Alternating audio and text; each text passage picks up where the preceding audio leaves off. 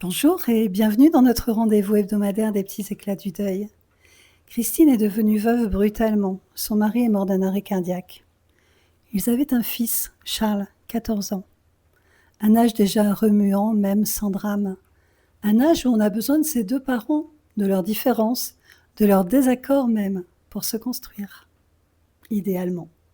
Mais là, il n'en reste plus qu'un. Et Christine fait face, tant bien que mal. Elle me le dit d'emblée. J'ai besoin que Charles soit suivi. Tous les 15 jours, je veux qu'il ait une prise en charge. Je me souviens m'être arrêtée sur ces mots.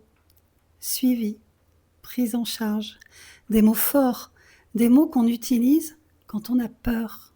Et elle en avait de la peur, plein. Peur de se tromper, peur de ne pas assez bien faire, peur d'oublier ce qu'ils avaient imaginé ensemble pour l'éducation de leur fils.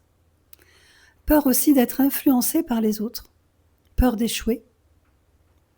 Alors je lui ai proposé qu'on se voie d'abord, elle et moi, comme je le fais toujours avant de rencontrer un enfant ou un ado, pour comprendre l'histoire, les liens, les codes familiaux.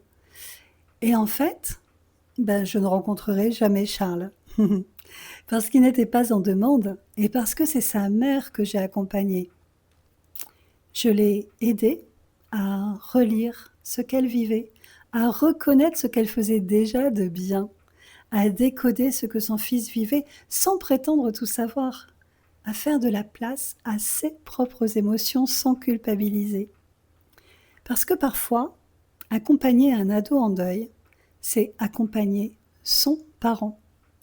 Et ce que Christine m'a montré, semaine après semaine, c'est que même seul, on peut continuer à être deux, dans le cœur, dans les repères, dans la continuité, dans le souvenir.